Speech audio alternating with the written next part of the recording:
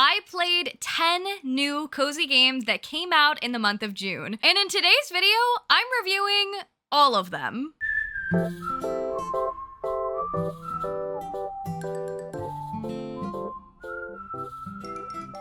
Hello everyone, and welcome back to my channel. If you're new here, hi, my name is Payton. It is nice to meet you, it is nice to see you, and welcome to the corner. It's the best time of the month.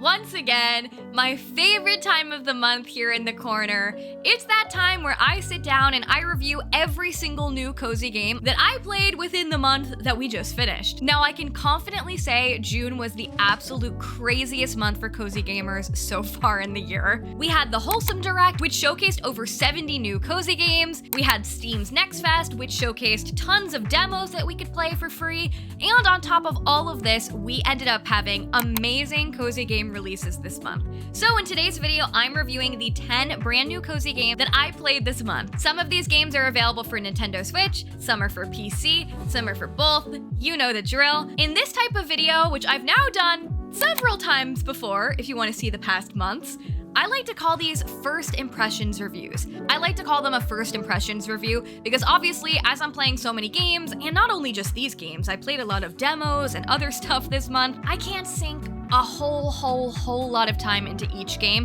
to really say this is my succinct final thoughts on the entire game. So this is my first impressions of the few hours of gameplay I got from each game. That's gonna look like me giving you the overview of the game so you know what the heck it's about, giving you my pros, what I liked about the game, my cons, what I didn't like about the game, and wrapping it up with my overall thoughts. That way you can decide for yourself which games are worth purchasing and which games are worth passing on. Now, in today's video, I was very kindly sent 9 out of the 10 games on this list. Now, just because I'm sent a game does not change how I feel about the game. It doesn't make me more likely to like it or not say bad things about it. But as always, to be fully transparent, I will let you know which games were gifted to me as we go through the video. Some of the games included on this list you may have heard of. Some of them were huge games. But there are a couple games on this list I have heard nobody talk about, and I think they should be talked about. Okay, I've said enough. Before we get started, be sure to click the lovely little like button, as well as subscribe for more cozy, chaotic content. And if you want to see me play cozy games live, I actually live streamed a lot of these games throughout the month, so we'd love to see you at a live stream. I live stream right over here on YouTube several times a week. We'd love to have you at a stream. Okay, I need to shut up because we have 10 reviews to get through, so let's get started.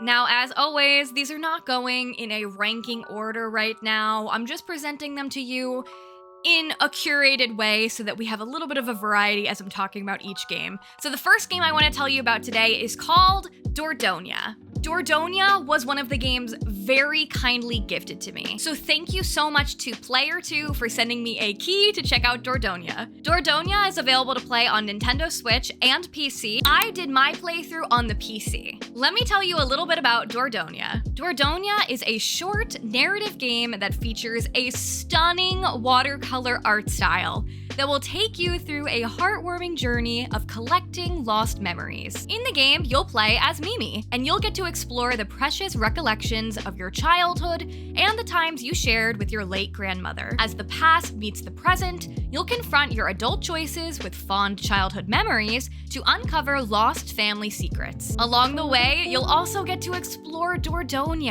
a landscape of 1,000 beautiful summer colors. During your adventure, you'll recall the moments, the panoramas, the scents, the sounds, and the sensations. You'll recount these vivid memories in your journal as a recollection of Mimi's family past that's unique to your experience and a nostalgic touching reflection on your journey playing the game. Now let's get started with my pros for DORDOGNE.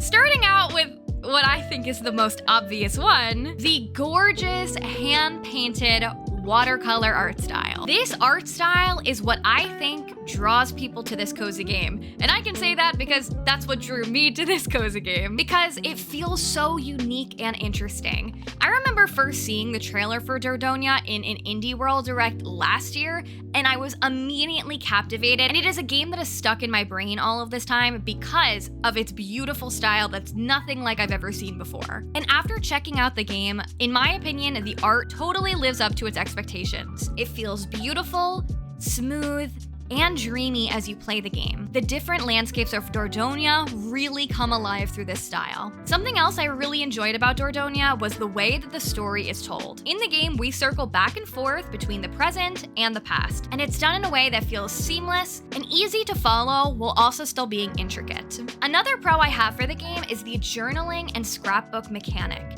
The game will allow you to collect stickers, words, and photos that you can arrange in your own personal journal as a keepsake for your gaming experience. I particularly really liked taking my own photos and arranging my own poems based off of words I encountered in the game. Now that you've heard the pros, let me tell you about my cons for Dordogne. The biggest con I have for Dordogne is there's no way to go back through the chapters you've already played. And this is an issue just because you're not quite sure when a chapter is going to end. And I often found myself missing the opportunity to explore every place I could and make the journal pages that I wanted to make. Another con I have for the game is while it runs very smoothly for the most part, I did encounter some issues, mainly with my character getting stuck when I obviously found my way to a spot that I wasn't supposed to be in. It wasn't any kind of bug that took me out of the game, just something to note about my experience. Another con I have for the game is that it is a shorter experience.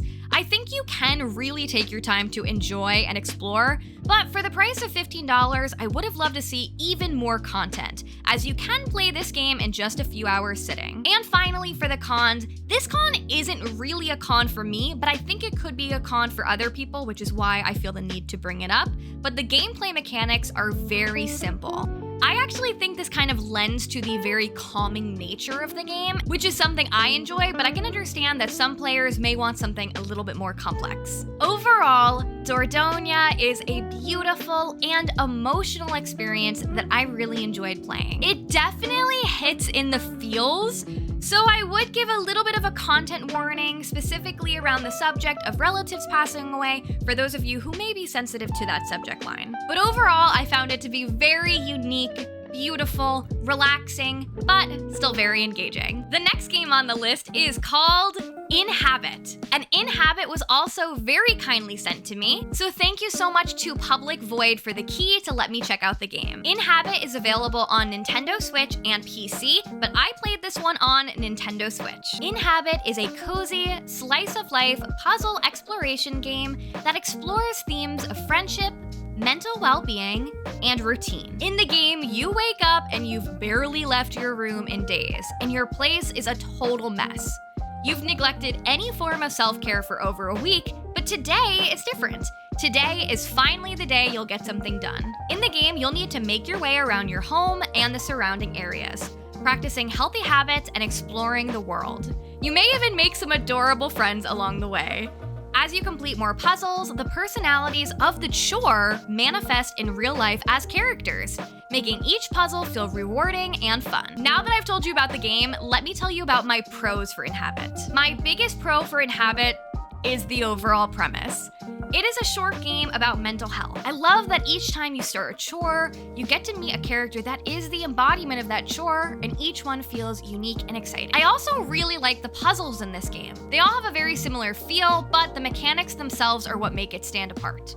From needing to point mirrors, to have the light hit all of the furniture in your room, to needing to cross the street without getting in any other character's routine, all the puzzles feel effective and not too repetitive. All of that aside though, the biggest pro I think is the price of the game. This game is only $2.99 on Steam and $4.99 on Switch, which I think is perfect for the amount of content, and honestly, that Steam price is a steal. Now that you've heard the pros, let me tell you about my cons for INHABIT. My biggest con for the game is that it is simple in multiple ways. Now for the price, I am not expecting anything absolutely crazy. I think I do a good job of looking at price and managing my expectations because of it. But I would have loved to see there to be more to do after you finish the puzzles, because after that, the game is pretty much over.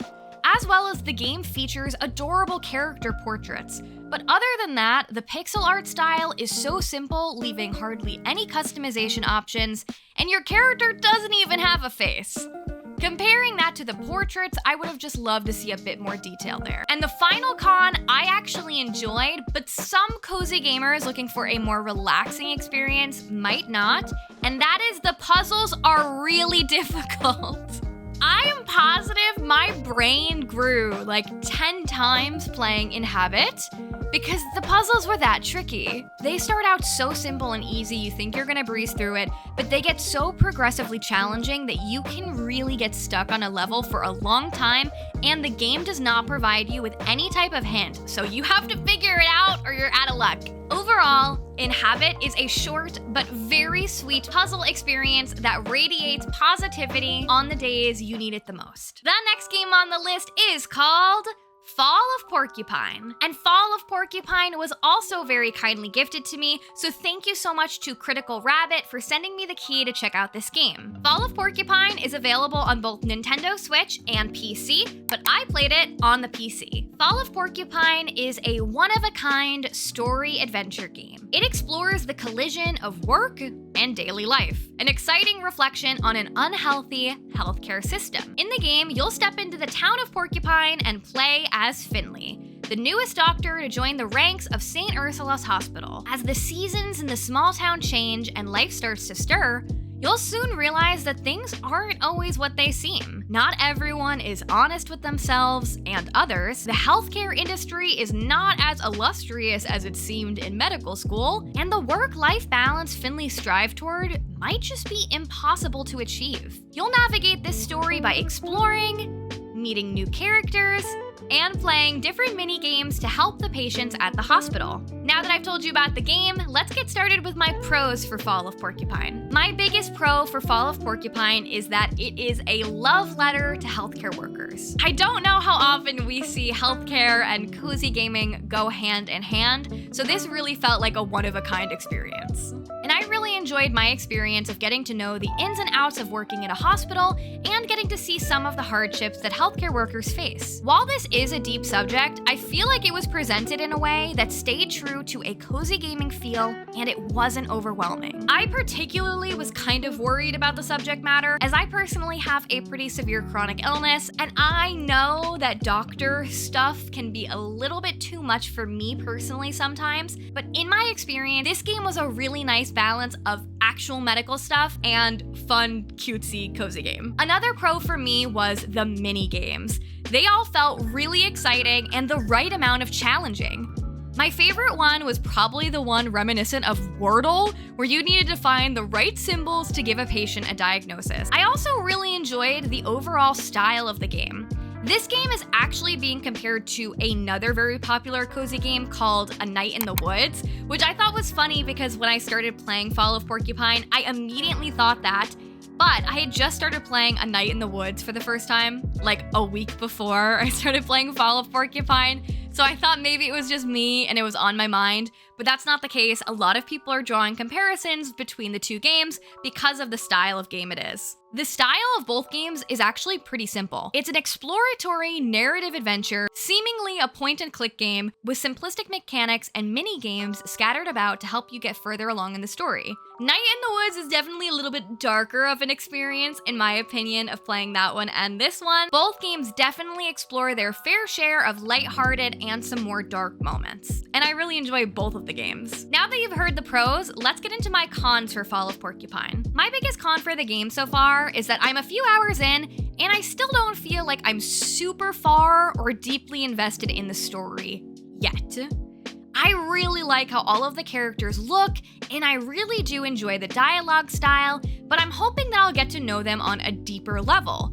There are definitely hints to where the main storyline is, but it feels like this one is a little bit of a slow progression, and it's one you really need to sink some time into. My other con is a little nitpicky, but I'm giving you the pros and cons, is the music is non-existent for me in the game. Most of my gameplay was in total silence, and I just think the extra mood music could have lent because the gameplay style itself isn't so overly complicated, so I felt like the silence and the simple mechanics, I was kind of taken out of it a bit, and I feel like the underscoring of some more present music might have helped me out there. Overall, I really enjoyed playing Fall of Porcupine, and I'm excited to continue to play it because I feel like I've just scratched the surface. Fall of Porcupine creates a charming world with a lot to be discovered through fun minigames and through exploration. I don't know when my sloth fell. Okay. The next game on the list is called Constellations. Constellations was also very kindly gifted to me, so thank you so much to RAR Games for sending me the key to check out Constellations. Constellations is available for both Nintendo Switch and PC. I played this one on Nintendo Switch. Constellations is a puzzle game about finding patterns in the stars. This game aims to increase mindfulness, concentration, and focus through an endless number of increasingly complex puzzle mechanics. You'll evade yourself from everyday life as you build constellations in the sky. Now that I've told you a little bit about the game, let's get into my pros. My biggest pro for Constellations is the price. Once again, we're saving our money on today's review video. Constellations is just $3.99 on Steam and $4.99 on Switch. It definitely is a minimalistic game, so I kind of understand the lower price point. For that price, it does include quite a bit of puzzles that are not easy to just breeze through. My other big pro for the game is that I do think the game succeeds in its mission of creating a calming environment, and its focus on creating a meditative experience is very clear. Its visuals are minimal, but beautiful, and the soft music is a great accompaniment to the experience. Now that I've told you my pros, let me get into my cons for Constellations. It's really only one con, and that con is that I'm too stupid for the game. I'm too stupid for the game. That's the con. Okay, let me elaborate on that. They give you zero instructions for this game.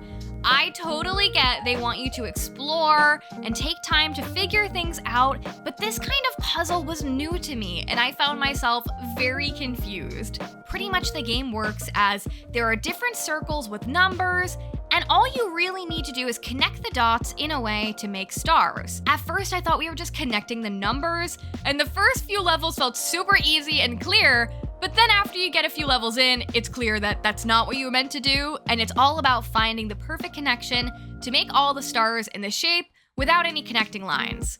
I think I eventually got the hang of it, but I still feel like I was totally lost, and I think it could have been helped with a little bit of a tutorial or a little bit of assistance from the game. Like I said, I've never done this kind of puzzle before. I kind of am aware this is a style of puzzle, but it's not one I've ever done, so I think it could have benefited from a little bit more help, especially for new puzzle players like me. Despite that, I did enjoy my experience playing Constellations.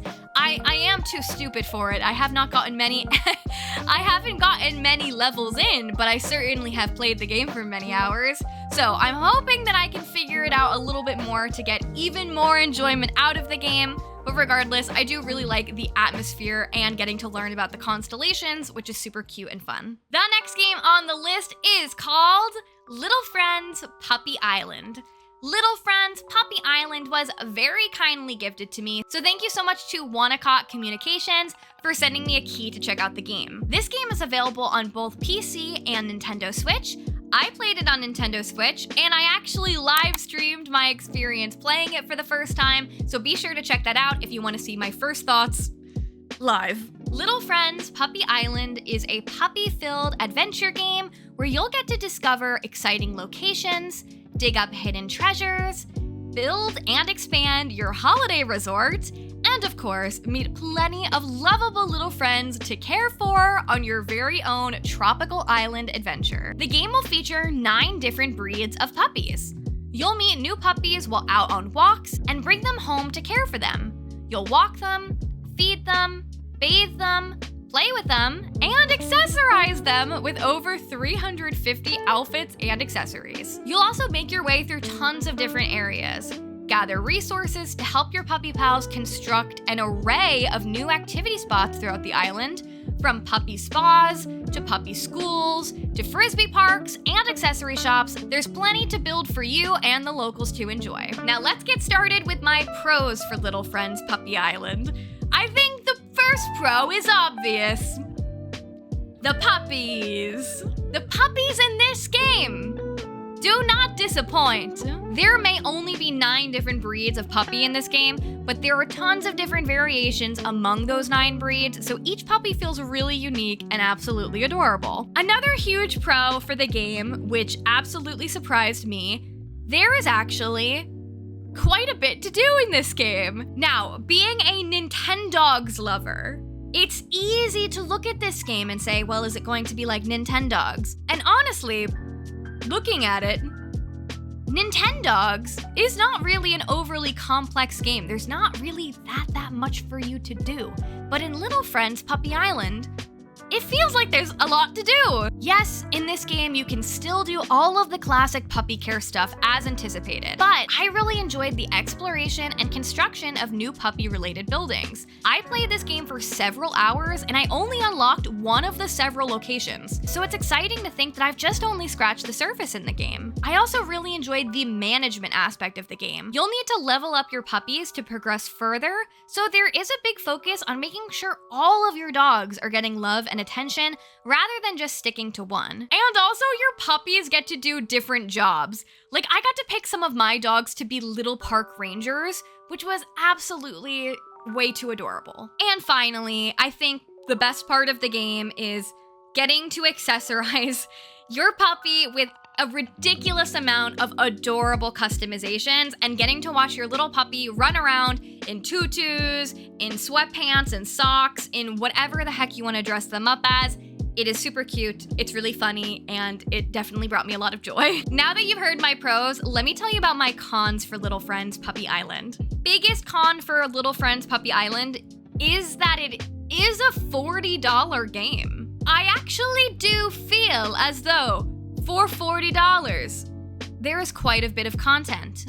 But I do think $40 is a really steep price tag when I look at other cozy games that are similar or a lower price, and they do have a lot more complexities in them and a lot more content. I'm curious to see the other areas in the game to get a better idea of just how big this world is, because I'm at the point now where we never really see tourists or other humans, so I'm wondering how complex the game gets and how big the world is. Other than that, my only other con is that while you can have a bunch of puppies, you'll only ever see 3 hanging around in your backyard at once, which, like, I totally understand this, but I'm greedy and I want to see all of my puppies in my backyard at once. Overall, Little Friends Puppy Island absolutely exceeded my expectations of what I thought it was going to be and how much I was going to enjoy it. I didn't expect there to be as much as there is in it. There's definitely a lot of love and thought in this game, and it's not just a mindless puppy care simulation. I'm really glad that it's not just a puppy care sandbox. I'm really excited to continue to explore, create new buildings, and of course, get new puppies. The next game on the list is called FROGSONG. FROGSONG was also very kindly gifted to me, so thank you so much to Frog Team Games for sending me a key to check out the game. FROGSONG is currently only available on PC, but it does plan to come to Nintendo Switch later down the line. So obviously I played it on PC. FROGSONG is a heartfelt adventure in a fantasy world of frogs. In the game, you'll talk to weird and wonderful characters, fight vicious bugs, but don't worry, the bugs are still cute. They're like not scary at all. And explore a vibrant world in this charming RPG. You'll play as Chorus, a little frog with huge dreams of protecting the world. Being a tree frog, however, society expects them to lead a life of religious studies, instead of training to be a warrior. Their small size certainly doesn't help anyone take them seriously either. Seeking a better life, Chorus moves to a brand new village where members of the Defense Guild train under the wisdom of an old veteran. They quickly learn things aren't going to be as easy as they hoped, and with a powerful army and a mysterious rumor both on the rise, Chorus needs to discover how they can protect the ones they love before it's too late. Now that I've told you about the game, let's tell you about my pros for FROGSONG. Starting out with my biggest pro, which is the story and the frogs, of course. All of the characters in this game are delightful. They look unique, and for a shorter game, there's actually a lot to them. Particularly, I really love Chorus, the main character. They are a non-binary little frog who is totally underestimated, and it really does feel like an epic journey in self-discovery And proving other people wrong! Jeez, you should have believed in them! Oh my. I was surprised at how narrative this experience really was. I enjoyed all of the cutscenes, and for a story about invasions and war, it definitely still maintained a very cozy and a very fun vibe. The different places to explore were also very fun. The main village is cute enough, but when you venture to new places and meet new characters, it's exciting to see how much the world changes and to hear all of the new characters' gossip. Now that you've heard the pros, let me tell you about my cons. I actually scratched off the only con I ended up having for the game, because I realized you could change the settings in this game. Initially, I found the combat to be a little bit tricky. I started out by playing on mouse and keyboard, and I felt it was hard for me to just navigate all of the stuff, but I'm not usually a big mouse and keyboard person, so I tried it on controller. That ended up being a lot better, but I was still having a hard time and finding that I was passing out way too frequently. So I was going to tell you my con was that sometimes the combat was tricky, but then I realized, a quick click of the menu, that they give you a lot of different options to make this game however the heck you want to play it. You can actually make yourself invincible if you want, you can change the difficulty setting, and you can even get hints for the puzzles if they're too difficult for you. And this is why I have no cons for the game, because I think this is how cozy gaming should be. I really love when games give me this option, because I hate feeling like a relaxing experience is ruined by my own skill level as a gamer. It feels cozy to be able to decide how I want my experience to be, and I really like that FROGSONG does that. Overall, FROGSONG was a game that came out of nowhere for me. I'd never heard of this game until the Wholesome Direct. The games I least expected to be my favorites this month were my favorites this month. I didn't know about FROGSONG at all, but I'm so glad that I got to discover. I definitely think this one is a hidden gem, and I recommend checking it out. The next game on the list is called HAMSTER on Rails. And HAMSTER on Rails was also very kindly gifted to me, so thank you so much to DX Gameworks for providing me the key to check out this game. HAMSTER on Rails is currently available on Switch, but it has delayed its PC release until August, but I played this one on PC and I got an early look of it on PC. In HAMSTER on Rails, you will join the best and bravest railroad builder on an incredible journey to search for precious minerals and to save the beloved Hamster Village. You'll travel through 4 intriguing worlds, such as a forest, a desert, and even a medieval area, in a total of 64 challenging stages. You'll use different pieces to build railroads and overcome obstacles to solve fun puzzles. You'll also be able to help your adorable friends along the way, find hidden chests, and earn brand new looks. You can dress up your hamster as a strawberry and give them stripes or even give them spots like a cow. And a whole lot more as you make your way through this hamster-filled puzzler. Now that I've told you about HAMSTER on Rails, let's get into my pros for the game. My biggest pro for HAMSTER on Rails was the whole thing. This is another one. Like, I had no idea about this game and it was so much fun. I really enjoyed the difficulty level on this one. It's definitely tricky, but it's not so tricky where you don't want to do it. It's not so tricky where you look at the game and you're like, no, this is not what I want today. Each level took me a decent amount of time, and helping the NPCs get their items was super adorable. The different skins you acquire also make it even more fun. The characters reminded me a lot of Hamtera, which was super cute. I remember loving it as a kid, so maybe I just like cute hamsters, who knows. For cons, I don't really have any cons at this moment. I'm interested to see how the game develops further and further. I didn't get bored of the different mechanics I already experienced, but I know I didn't get to experience every single type of mechanic in the game, so I'm interested to see how much more complex it gets and how they keep innovating with each new level. So far, hasn't felt repetitive to me, but it could. Some puzzle games do. Overall, this was a really fun and really adorable puzzle game that I was not expecting. I think it was just the right amount of difficulty and just the right amount of cuteness. The next game on the list is called SMUSHI Come Home. SMUSHI Come Home was also very kindly gifted to me, so thank you so much to Moon Eye Studios for providing me a key to check out the game. SMUSHI Come Home is available on Nintendo Switch and on PC. I played it on PC, and I live streamed my experience playing for the first time, which was really exciting because the game's composer and developer ended up showing up to the stream, which made it even more exciting and fun. So if you want to check out my first live opinions of me playing the game, be sure to check that out. SMUSHI Come Home is a cozy exploration adventure game where you play as a tiny mushroom who's just trying to get back home. You'll play as SMUSHI, who was taken from their home unexpectedly and dropped into the middle of the forest. Lost and confused, you must journey through different areas of the forest to find your way back with the help of your new tools and fellow forest creatures. Some might offer their help, while others might need yours. Now that I've told you about the game, let's get into my pros for SMUSHI Come Home. My biggest pro for SMUSHI Come Home is how absolutely adorable the world is. The world feels about 10 times bigger than I thought it would be. With so many different areas to explore, you can take this shorter game and make it much longer by stopping to take it all in. From beautiful forests to dark caves, this game has plenty for you to see. And I also really enjoyed the touch of garbage and litter being spread around, as it felt unfortunately realistic for the world that we live in, and it gave the world in the game a whole lot of intrigue. Going off of that, I really loved the characters. Each character was somehow more adorable than the last one, making it hard for me to pick a favorite and making discovering them very exciting. Speaking of discovery, this game also teaches you about the mushrooms you find along the way, which I thought was an adorable touch. I also really enjoyed the music in the game. It was the perfect mix of cozy, relaxing, and also cinematic, and I had people in my stream asking for the soundtrack because they wanted to put it on for study music. I also really enjoyed the difficulty level in the game. The game maintained a cozy feeling while still having challenges.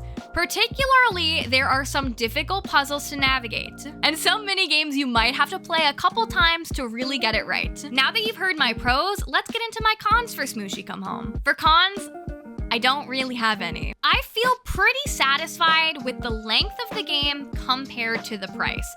But I also realize I took a very slow playthrough approach, and for some who like to speed through things or are better at navigating or at puzzles than me, you might find the game short for the price tag. Overall, SMUSHI Come Home was another example of a game that absolutely exceeded my expectations. I've been following this one for a while, and I've been excited about this game's release for a while, but I'm gonna be honest with you, I didn't know how involved the game was going to actually be.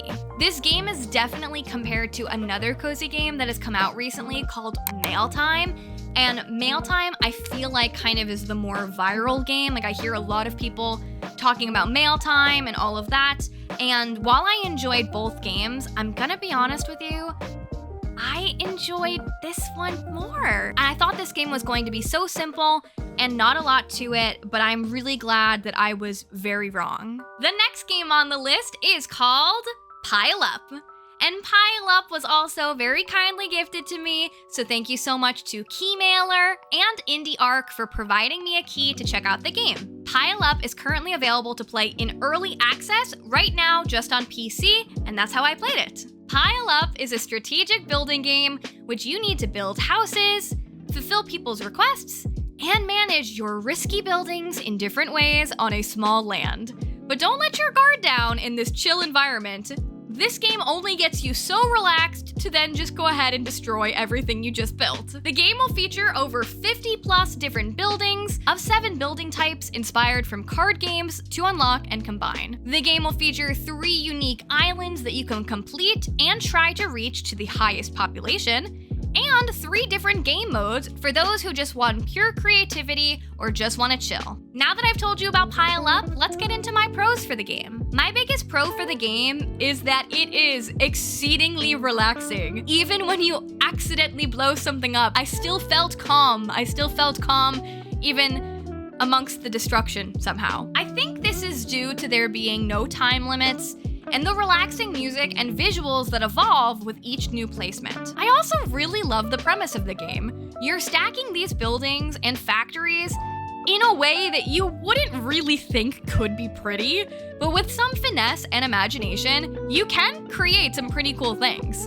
And it's different from most other building games I've played before. I also really enjoy the management style of it, trying to grow my population while making sure the needs of the people are met and that they don't hate me. And I also really enjoy the fact that you can play in different modes, as that is such a pro, especially for cozy gaming. You can choose to tackle the challenge if you want, or take it easy in the sandbox if you don't want to have to worry too much. Now that I've told you about the pros, let's get into the cons. And I want to preface by letting you know, I just played the regular mode and I didn't dive into the total relaxing sandbox. My biggest con is that I think some things could just be a little clearer. You need to place different factories to produce all the things that your space needs to thrive. But I found myself really confused on how to manage these factories, as I definitely found myself running out of resources, and I'm not quite sure what exactly I was doing wrong. I also don't really like that after you place a building, there's no way to check back in to see what it was, unless it's like the casino, which has like a giant casino sign on it, and it's very clear that that's the casino. Some of the buildings kind of were hard to keep track of what they were, and therefore making the management even more difficult. I also would have loved to get a better preview of the buildings before placing them. Everything has a very industrial look, which I like, but it can get confusing as to what buildings are what they're gonna look like before I place them, if I'm rotating them the correct way that I want, and I just wish overall the design of the buildings was a little bit more specific while still maintaining the really unique industrial look that they give. Overall, I found Pile Up to be challenging, but I could not stop playing it. While I'm gonna be honest, I definitely don't understand everything and what I was doing wrong some of the time, the journey of playing and the journey of building felt super fun and super unique, and I'm excited to explore more. I felt like I got better as I kept on going, so I think this is one you might just need to really pay attention and get used to do a little bit better in. Or you could just play the fun mode and not worry about anything. And the final game of the list is the biggest game of the month, so you know I had to save it for the end. The final game I'm going to review today is Story of Seasons: A Wonderful Life. Story of Seasons: Wonderful Life is available on both PC and Nintendo Switch, and I played on Nintendo Switch. And I actually live streamed my very first time playing it, so if you want to see my initial thoughts and everything live, go ahead and check that out. In Story of Seasons: A Wonderful Life, you'll put down roots on your new farm in the peaceful town of Forgotten Valley. You'll forge precious memories as you weave your own generation-spanning tale of friendship, family, and of course, farming. You'll bring life to the land by cultivating crops and raising animals. You'll find love amongst the town's friendly folk and make lasting memories with a family of your very own in this reimagining of a beloved classic farming game. With updated visuals, additional marriage candidates, new animals, seasonal events, and a wide array of gameplay improvements, this reimagined version of A Wonderful Life aims to bring all the heart and charm of the original game to a new generation as the definitive experience of one of the most cherished entries in the long-running farming series. Okay, before I get into my pros and my cons, I feel as though I need to preface my entire review with the fact that this is my first ever Story of Seasons or Harvest Moon game. I have never played any of the other games. I have not played the original Wonderful Life. I know next to nothing about them. So my review is coming from someone who has absolutely no nostalgia for the game and is just playing the game in 2023 for what it is as someone who likes cozy games and someone who really likes cozy farm games. Okay, that being said, let's start out with the pros. For pros, I really enjoyed the different characters in the game. There's not really so many of them, in my opinion, but I did enjoy meeting the characters that I met and getting to know them so far.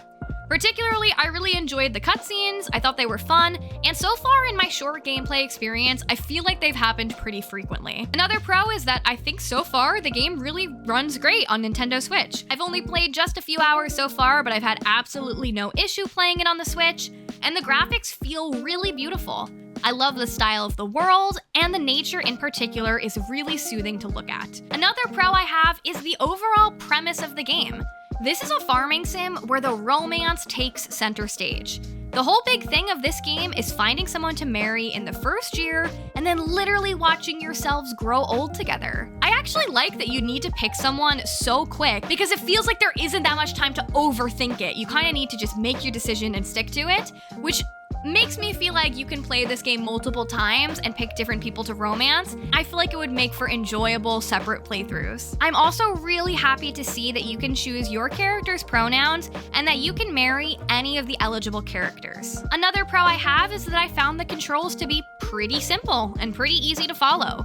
The map is also a nice size, but not overwhelming, and they do a really good job of telling you where all of the characters are all of the time. And I also really enjoy that you can save whenever you want. You don't need to go to bed and end the day to save a game, which is, I think, a really great feature that more farming sims should have. Okay, now that I've told you about my pros, let's get into my cons for Story of Seasons Wonderful Life. My biggest con of this game is that it feels like there isn't that much to do.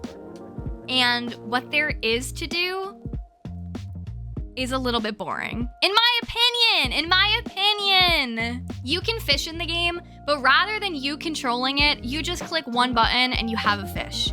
You can go to the dig site, which I guess is kind of an equivalent to a mine, but you're literally just in a tiny room, aimlessly digging in the same spots to maybe find some stuff. And then if you do find some stuff, or you catch some fish, you can't even sell them in your shipping bin. You can only sell crops and animal products, and every other item you find, you have to sell to a merchant named Van who only comes 2 times a month. In my opinion, this makes it very difficult to get money, and the animals and facilities are quite expensive in the game. Going off of that, I don't really love how short the season is. It's only 10 days.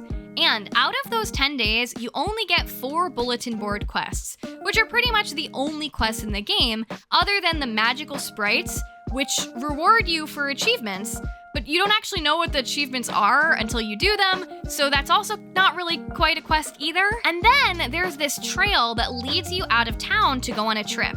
I thought this was gonna be super exciting because I thought I was gonna be able to go explore other towns, maybe meet some new characters. But no, it was actually just a way to skip time 6 hours. Your character can just like go on a trip, and then it's like, your character went on a trip, 6 hours has passed, and that's it. I also will note that the customization I felt like could have been more. I feel like there was a nice amount of options for hair, specifically. I feel like there could always be more, of course, but specifically for skin tone options, there really wasn't that many. I just feel like it could have been expanded a little bit. Overall, this is just my first impressions. I think farm sims are really hard to do in these first impressions videos because you really need to sink a few hours into a farm sim, I think, to see its full appeal. And I do plan to explore this one further because I think the whole draw of the game is growing old and starting your family, and I haven't gotten to do that yet. But from my first impressions, I can confidently say I don't think this game is worth $50. I don't think it's worth $50. I think the $50 price tag is a nostalgic price tag.